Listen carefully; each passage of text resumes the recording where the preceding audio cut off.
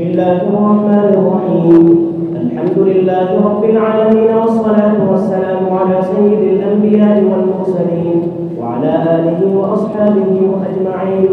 أما بعد، فإن أصدق الحديث كتاب الله، وأحسن الهدي هدي سيدنا ومولانا محمد صلى الله عليه وسلم، وخير الأمور عوازمها، وشر الأمور محدثاتها، وكل محدثة بدعة، وكل بدعة ضلالة، وكل ضلالة في النار.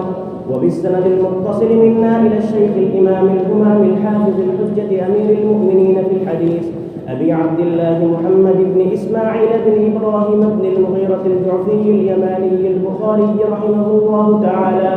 اللهم انفعنا وانفعنا بعلومه وعلومكم أجمعين، آمين يا رب العالمين. أنه قال: بسم الله الرحمن الرحيم. باب فرض الخمس. بسم الله الرحمن الرحيم. माल गनीमत के खुम्स की फर्जियत को बयान फरमाते हैं। जो माल दुश्मन से मुकाबले के बाद हासिल किया जाए कामयाबी की शक्ल में, उसका 5वां हिस्सा निकालना फर्ज है। वाहू अनवा शाहिद वाहिदा सबूत वली रसूल वली कुर्बा वल यतामा वल मसाकिन वक्त।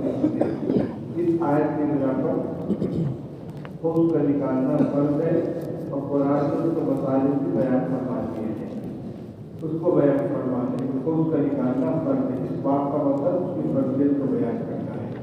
चलिए रामायण पढ़िए।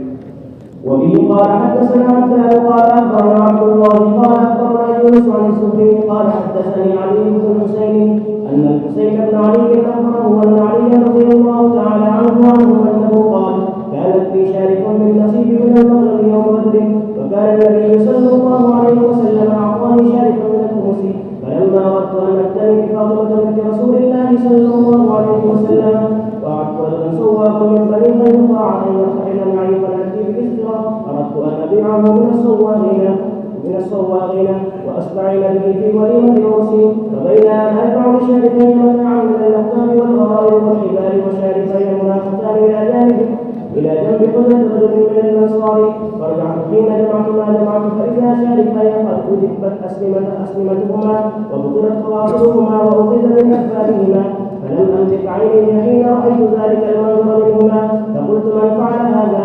فقالوا: فعل حمزة بن عبد المطلب، وهو في هذا البيت في شرب من الأنصار. فانطلقت حتى أدخل على النبي صلى الله عليه وسلم وعنده زيد بن حارثة، فعرف النبي صلى الله عليه وسلم في وجهه الذي لقيته، فقال النبي صلى الله عليه وسلم: ما لك؟ فقلت: يا رسول الله، ما رأيتك اليوم قد توعد حمزة على ناقتي، فأجب أسلمتهما وظهر خواصرهما، وها هو ذا في بيت معه شرب، فدعا النبي صلى الله عليه وسلم بردائه فارتدى، ثم انطلق يمشي واتبعته أنا وزيد بن حارثة حتى جاء البيت الذي فيه حمزة، فاستأذن فأذنوا لهم، فإذا هم شرب، فطفق رسول الله صلى الله عليه وسلم يدعو حمزة فيما فعل، فإذا حمزة قد سمل محمرة عيناه، فنظر حمزة إلى رسول الله صلى الله عليه وسلم ثم صعد النظر، فنظر إلى ركبته ثم صعد النظر، فنظر إلى سرته ثم صعد النظر، فنظر إلى وجهه، ثم قال حمزة: هل أنتم إلا عبيد لأبي؟ فعرف رسول الله صلى الله عليه وسلم أنه قد سمل، فنكص رسول الله صلى الله عليه وسلم على عقبيه القهقرى، فخرجنا معه. बिस्मिल्लाहिर्रहमानिर्रहीम। इसमें एक बात तो ये है कि फर्जुल खुम्स के सबूत के तौर पर शवायद को ले आए हैं। इसमें हज़रत अली रज़ी अल्लाह तआला फरमाते हैं कि कानत की शारिफुन मिन नसीब मिन अल-मग़नम यौम बद्र, और कानत नबी सल्लल्लाहु अलैहि वसल्लम आतानी शारिफ मिन अल-खुम्स, एक ऊँटी जो मुझको माल गनीमत के हिस्से के तौर पर मिली थी, और एक ऊँटी मुझको रसूलुल्लाह सल्लल्लाहु अलैहि वसल्लम ने खुम्स में से अता फरमाई। बज़ाहिर की मालूम होता है कि गनीमत जो बद्र का हासिल हुआ उसका हालत ऐसा नहीं है, क्योंकि उस वक्त तक खुम्स की फर्जियत नहीं आई थी।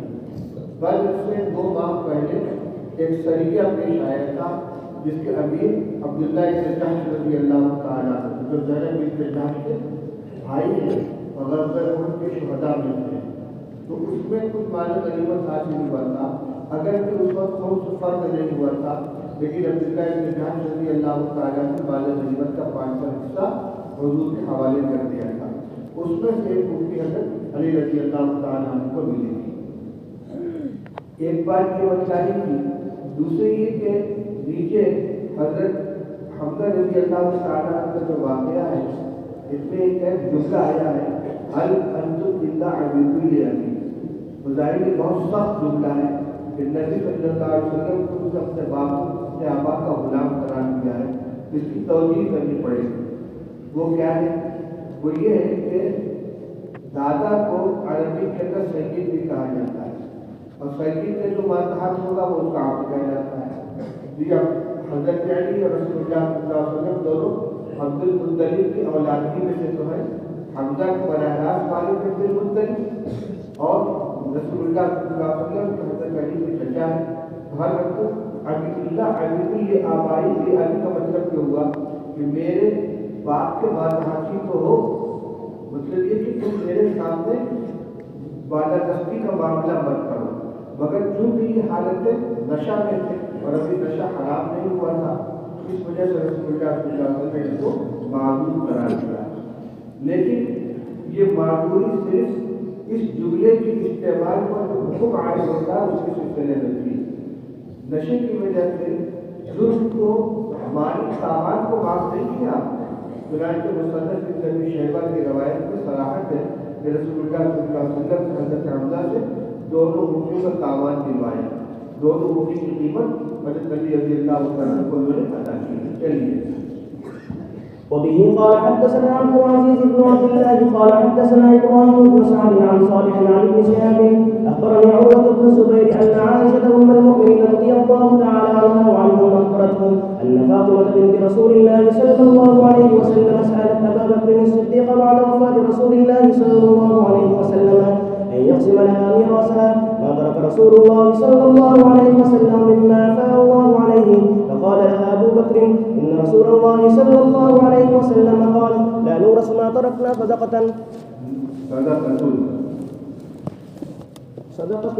فغضبت فاطمة بنت رسول الله صلى الله عليه وسلم فهجرت أبا بكر فلم تزل مهاجرته حتى توفيت وعاشت بعد رسول الله صلى الله عليه وسلم 6 أشهر.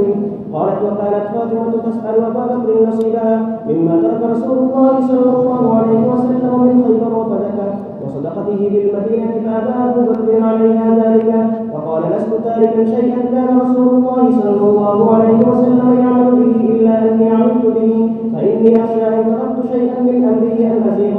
فأما صدقته بالمدينة فدفعها عمر إلى علي وعباس رضي الله تعالى عنهم.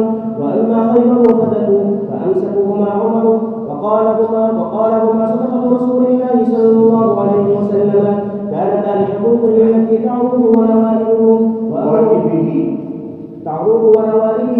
وأمرهما إلى من ولي الأمر. قال فهما على ذلك إلى اليوم.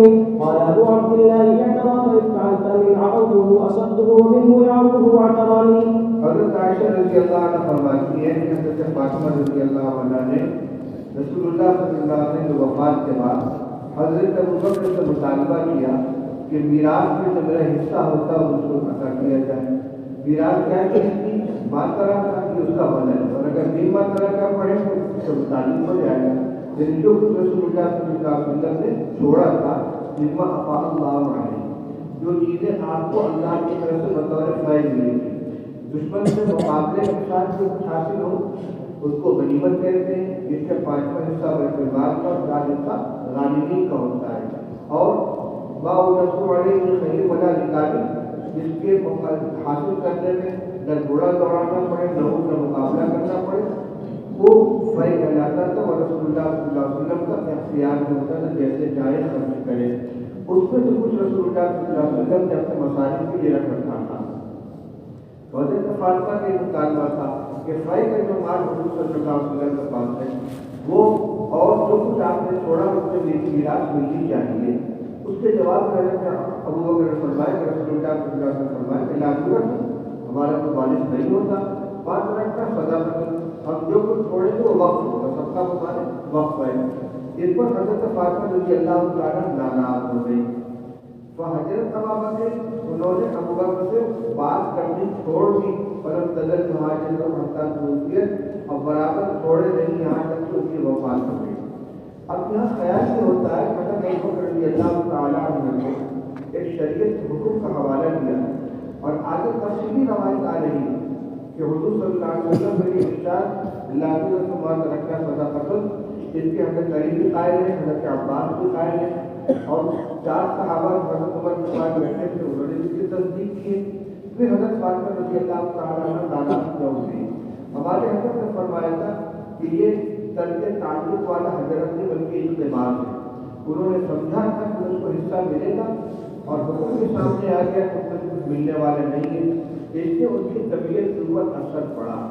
یہ اقتباس کہلاتا ہے، یہ ترک تعلق نہیں ہے۔ اور مہاجر کا مطلب نہیں ہوا کہ پھر اس سلسلے میں انہوں نے حضرت ابو بکر رضی اللہ تعالیٰ عنہ سے پوری زندگی کوئی گفتگو نہیں فرمائی اور نہیں کہتے تھے۔ حضور کی وفات کے 6 مہینے بعد حضرت فاطمہ کا انتقال ہو گیا تھا۔ بیہقی کی روایت سے معلوم ہوتا ہے کہ حضرت فاطمہ رضی اللہ عنہ سے مرض وفات کو مبتلا تھی تو حضرت صدیق اکبر رضی اللہ تعالیٰ عنہ گھر پر حاضر ہوئے اور ملاقات کی خواہش ظاہر کی تو حضرت علی رضی اللہ تعالیٰ عنہ حضرت فاطمہ سے کہا ابو بکر ملاقات کی عیادت کے لیے اس سے ملاقات کرو گی؟ انہوں نے کہا اگر آپ چاہیں فرمائے ہاں بلا۔ چنانچہ پردے کے ساتھ حضرت ابو بکر آئے اور بیٹھے اور اپنا موقف بیان کیا کہ میں نے میراث میں حصہ نہیں کیا تو وہاں آپ کا تعلق بہت عزیز ہے، لیکن میں نے تو حضور صلی اللہ علیہ وسلم کی ہدایت پر عمل کیا ہے۔ جن جن مصالح پر رسول اللہ صلی اللہ علیہ وسلم اپنی حیات میں خرچ کرتے تھے انہیں تمام مصالح میں خرچ کرتا رہوں گا اور آئندہ بھی میری جگہ جو خلیفہ ہوگا وہ اسی جگہ خرچ کرے گا۔ آپ کی ہدایت سے اس کو تفصیل نہ کیا جائے، جنہوں نے تفصیل نہیں کیا۔ حضرت فاطمہ راضی ہو گئی اور وہ ان کے دل میں اعتبار پر ختم ہو گیا۔ اس لیے یہ کل 6 مہینے کی بات ہے اور جو ان کو فطری طور سے طبعی طور سے اعتبار پر ہوگی اس ملاقات کے بعد ختم ہو گیا تھا۔ اب یہ شیعہ جو ہے اس معاملے کو بہت بڑھا چڑھا کر کہتے ہیں کہ حضرت فاطمہ نے ان سے سر سے تعلق کر لیا۔ سوال یہ کہ کون سی رشتے داری تھی روزانہ حضرت فاطمہ اٹھیا جاتی تھی، حضرت ابوبکر اٹھیا آتے تھے؟ مہاجرت کا مطلب اس رہنی کے خلاف اگر کوئی اتباع سے تعلق چھوڑ دے، بھائی سے تعلق چھوڑ دے، اس کو گرد کہا جاتا ہے۔ یہاں حضرت فاطمہ پردہ نشین ہے، صدیق اکبر رضی اللہ تعالیٰ خلیفہ وقت ہے، کون سی آمد رفت تھی کہ اس مہاجرت کا مطلب یہ سمجھا جائے کہ ملنا جلنا چھوڑ دیا؟ پہلے کون ملنا جلنا تھا؟ اس لیے مطلب یہ ہے کہ اس سلسلے میں انہوں نے دوبارہ کوئی گفتگو نہیں کی۔ جب ان پہ شرعی معلوم ہو گیا تو خاموشی اختیار کر لی، ورنہ اگر نہیں مراد کیا جائے تو شیعہ کہتے ہیں تو اللہ کا نہیں بن سکتا اتفاق کا ضرور میں آتا ہے کہ شریعت کے حکم سننے کے بعد وہ ناراض کیوں ہوئے، انہوں نے کبھی تعلق کیوں کیا؟ حضور نے اس کے تعلق سے بڑا فرمایا، اس کا انتخاب انہوں نے کیوں کیا؟ کیونکہ یہ قول جو ہے اللہ کے رسومات رکھنا صدقۃ، جس کو حضرت علی نے بھی تسلیم کیا، حمزہ نے بھی، حضرت عباس نے بھی تسلیم کیا ہے اور سارا لوگوں کا کوئی اتفاق ہے۔ حضرت فاطمہ نے بھی اس کا انکار نہیں کیا تھا۔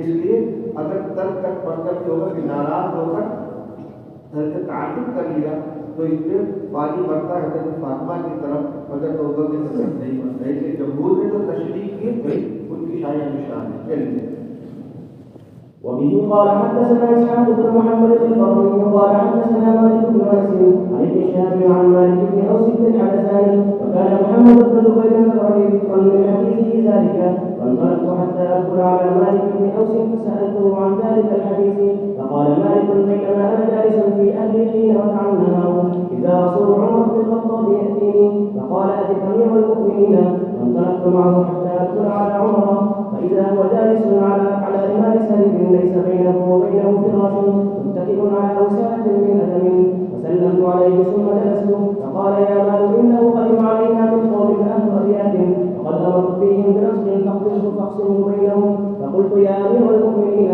لو أمرت به غيري قال فاقبله أي غيره فبينما أنا جالس عنده وجهه حاجبه يرفع فقال هل لك في عثمان وعبد الرحمن بن عوف والزبير وسعد بن وقاص رضي الله تعالى عنهم يستأذنون؟ قال نعم. فأذن لهم فدخلوا فسلموا وجلسوا ثم جلس يرفع يسيرا ثم قال هل لك في علي وعباس رضي الله تعالى عنهما؟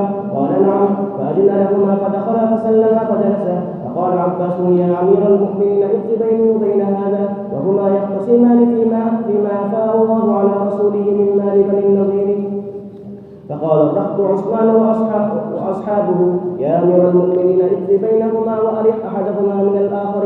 فقال عمر: فإذكم أنشدكم بالله الذي بإذنه تقوم السماء والأرض، هل تعلمون أن رسول الله صلى الله عليه وسلم قال: لا نورث ما تركنا صدقة. يريد رسول الله صلى الله عليه وسلم نفسه. قال الرجل: قد قال ذلك. فأخبر عمر على علي وعباس رضي الله تعالى عنهم، فقال: أنشدكما بالله، هل تعلمان أن رسول الله صلى الله عليه وسلم قد قال ذلك؟ قال: قد قال ذلك. قال عمر: فإني أحدثكم عن هذا الأمر. إن الله قد خص رسوله صلى الله عليه وسلم في هذا البيت بشيء لم يعطه أحدا غيره. ثم قرأ: وما أفاء الله على رسوله منهم فما وجدتم عليه من خير ولا ركاب، ولكن الله يسلط رسله على من يشاء، والله على كل شيء قدير. فكانت هذه خالصة من رسول الله صلى الله عليه وسلم، والله ما احتاجها دونكم ولا أستأثر بها عليكم، قد أعطاكم ووسعها فيكم حتى بقي منها هذا الباب. فكان رسول الله صلى الله عليه وسلم ينفق على أهله نفقة سنة من هذا المال، ثم يأخذ ما بقي فيجعله وجعل مال الله. فعمل رسول الله صلى الله عليه وسلم بذلك حياته. أنشدكم بالله، هل تعلمون ذلك؟ قالوا: نعم. ثم قال لعلي وعباس رضي الله تعالى عنهما: أنشدكما بالله، هل تعلمان ذلك؟ قال عمر: ثم توفى الله نبيه صلى الله عليه وسلم. فقال أبو بكر: أنا ولي رسول الله صلى الله عليه وسلم. فقبضه أبو بكر فعمل فيها بما عمل رسول الله صلى الله عليه وسلم. والله يعلم إنه فيها لصادق باطل راشد تابع للحق. ثم توفى الله أبا بكر، فكنت أنا ولي أبي بكر، فقبضتها سنتين من إمارتي أعمل فيها بما عمل رسول الله صلى الله عليه وسلم وبما عمل فيها أبو بكر. والله يعلم إني فيها لصادق باطل راشد تابع للحق. ثم جئتما لتكلماني، وكلمتكما واحدة وأمركما واحد. جئتني يا عباس تسألني نصيبك من ابن أخيك، وجاءني هذا يريد نصيب امرأته من أبيها. فقلت لكما: إن رسول الله صلى الله عليه وسلم قال: لا نورث ما تركنا صدقة. فلما بدا لي أن أدفعه إليكما قلت: إن شئتما دفعتها إليكما على أن عليكما عهد الله وميثاقه لتعملان فيها بما عمل فيها رسول الله صلى الله عليه وسلم، وبما عمل فيها أبو بكر، وبما عملت فيها منذ وليتها. فقلت: ما أدفعها إلينا؟ فبذلك دفعتها إليكما. فأنشدكم بالله، هل دفعتها إليهما بذلك؟ قال الرهط: نعم. ثم أقبل على علي وعباس رضي الله تعالى عنهما، فقال: أنشدكما بالله، هل دفعتها إليكما بذلك؟ قالا: نعم.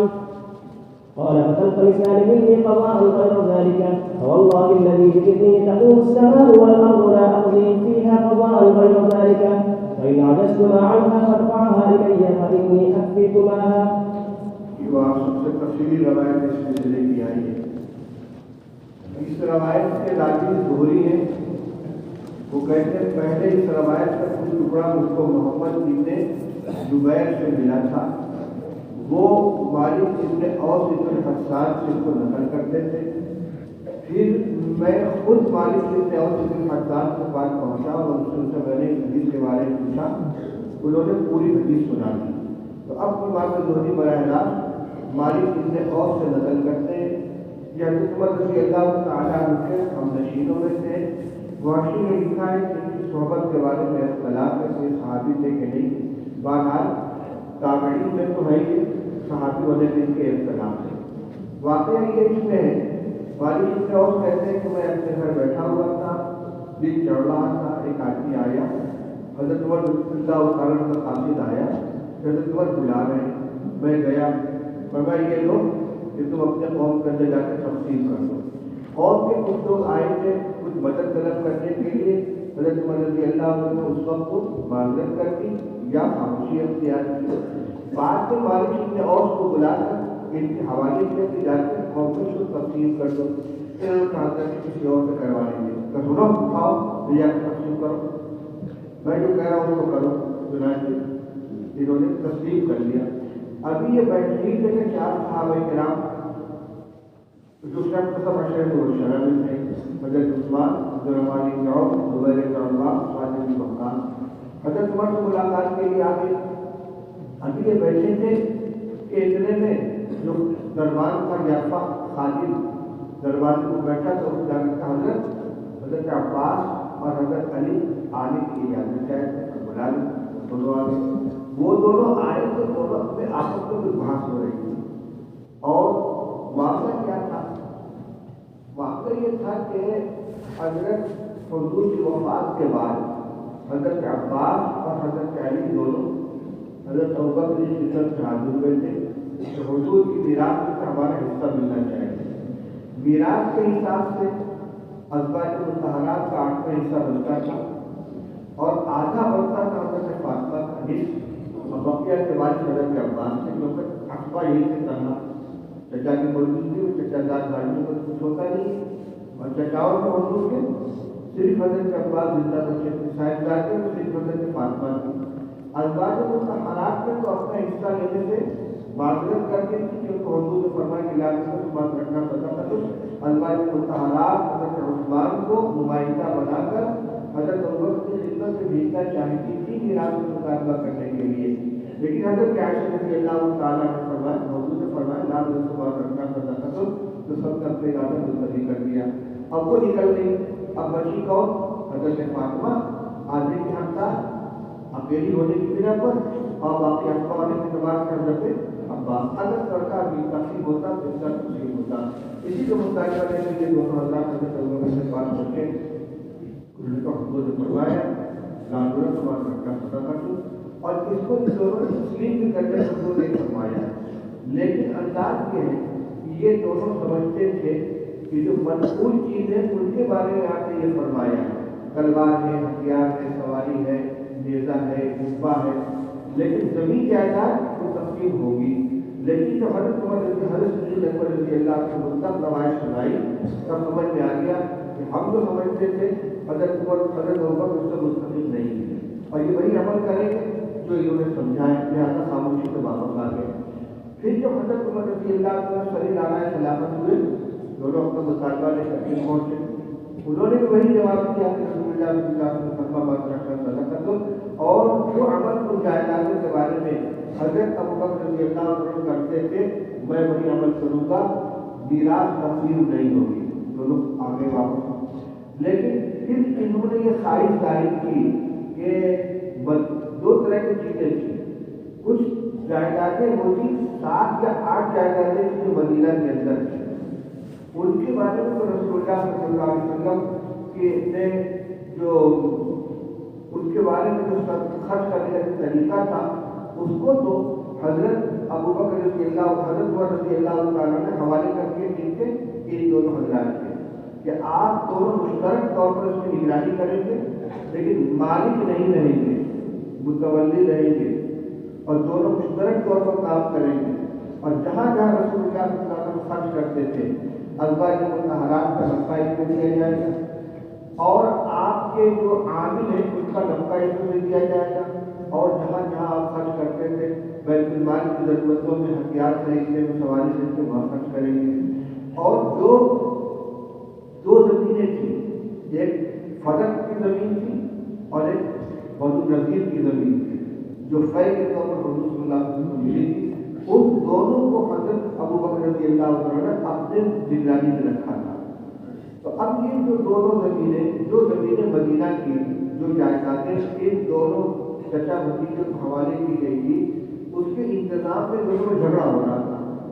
یہ جو واقعہ ہے اس وقت کے حضرات پہنچے ہیں، یہ مطالبہ لے کر پہنچے ہیں کہ آپ اس کو بانٹ کے آدھا ہمارے ذمہ کر دیجیے، آدھا ان کے ذمہ کر دیجیے، ہم اپنے نگرانی کریں گے اپنے حصے کی، یہ نگرانی کریں گے اپنے حصے کی، مشترک نگرانی کے لیے جھگڑا ہوتا ہے۔ حضرت عمر نے فرمایا یہ نہیں ہوگا، آگے چل کر آدھے کے آپ مالک ہو جائیں گے، آدھے کے آپ مالک ہو جائیں گے، خاندانی کی ملکیت بن جائے گی، حالانکہ حضور نے میراث ہونے سے انکار کیا ہے۔ یہ جھگڑا چل رہا ہے، اس کا تفصیلہ اس کے اندر آیا ہے، آخری سطر کے اندر آیا ہے کہ ایک چیز تمہارا صبح بتا لی ان ادفعوا الیکما قلت ان شئتما دفعتها الیکما ألا أن عليكما عهد الله وميثاقه لتعملان فيها بما عمل فيه رسول الله صلى الله عليه وسلم وبما عمل فيه أبو بكر وبما عملت فيها منذ وليدها فقلت الله ادفعها إلينا وبذلك دفعتها إليكما. یہ مشترک طور سے دونوں کے حوالے کیا تھا. اس کے بعد کہتے ہیں آخر میں آ کر کہ اگر تم اس کے علاوہ کچھ چاہتے ہو تو وہ نہیں ہونے والا ہے. کل کبستانی میں یہ خزان نہیں بتا چکا اور کچھ چاہتے اور وہ کیا چاہتے تھے جائیداد کو حصوں میں بانٹ کر آدھی کی ذمہ داری اس کو دے دیجیے آدھی کی ذمہ داری اس کو دے دی ان کو دے دی جائے. اگر تمہارے فرمایا کہ یہ نہیں ہوگا مشترک طور سے دونوں متولی بن کر کام کرو گے. چنانچہ یہ روایت جو دوسری جگہ آئی ہے وہاں امام بخاری نے خود نقل کیا ہے کہ بعد میں وہ ساری کی ساری جائیداد حضرت علی کی اولاد کے اندر آ گئی اور راوی نے اپنے زمانے تک کا حال نقل کیا تھا.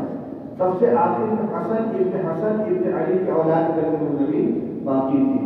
بعد میں وہ سب حکومت کے حوالے ہو گئی لیکن اس زمانے تک وہ زمینیں جتنی تھی وہ حضرت علی رضی اللہ عنہ کی اولادی کے حصے میں تھی وہی اس کی دیکھ ریکھ کرتے تھے. یہ پوری تفصیل آئی ہے. اس میں اصل یہی بیان کرنا ہے کہ جو میراث تھی رسول اللہ صلی اللہ علیہ وسلم کی اس کی تفصیل نہیں ہوگی بلکہ وہ اس کی حالت کو باقی رکھی ہے کہ جیسے رسول اللہ صلی اللہ علیہ وسلم کے زمانے میں ہوا کرتی.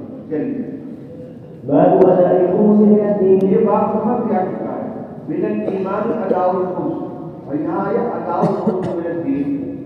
وہاں مقصد یہ تھا کہ ایمان کوئی شے بسیط نہیں ہے بلکہ بہت سی چیزوں کا مجموعہ ہے.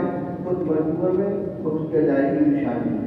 یہاں یہ مقصد ہے کہ خمس کی ادائیگی بہت اہم چیز ہے جس کو ایمان کے اندر بھی شامل رکھا گیا. وہاں پیش نظر ایمان کی ترکیب تھی یا پیش نظر خمس کی اہمیت ہے. جی روایت وہی ہے. وبه قال حدثنا ابو النعمان قال حدثنا حماد عن ابي جعفر الزباعي قال سمعت ابن عباس رضي الله تعالى عنهما وعنهما انه يقول قدم وفد عبد القيس فقالوا يا رسول الله ان هذا الحي من ربيعه بيننا وبينك كفار مضر فلسنا نصل اليك الا في الشهر الحرام فمرنا بامر ناخذ منه وندعو اليه من وراءنا. قال امركم باربع وانهاكم عن اربع الإيمان بالله شهادة أن لا إله إلا الله وعقد بيده وإقام الصلاة وإيتاء الزكاة وصيام رمضان وأن تؤدوا لله خمس ما غنمتم وأنهاكم عن الكفار والنخيل والحنطة والمزفة. باب نفقة نساء النبي صلى الله عليه وسلم بعد وفاته. اسلام اور مصالح اسلام کے حق میں جو لوگ محبوس ہو ان افراد کا نفقہ بیت المال کے ذمہ ہوتا ہے. حضور صلی اللہ علیہ وسلم کی حیات میں آپ کا ازواج مطہرات کا نفقہ بیت المال سے ادا کیا جاتا تھا. خمس کا جو حصہ بیت المال کے اندر جاتا تھا یا جس میں سے رسول اللہ صلی اللہ علیہ وسلم ازواج مطہرات کا خرچ کیا کرتے تھے آپ کی وفات کے بعد وہ سلسلہ باقی رہا. ازواج مطہرات کو اسی طریقے سے نفقہ ملتا رہا. اور اگلا باب آ رہا ہے باب ماجات کی درست کے ازواج نبی صلی اللہ علیہ وسلم.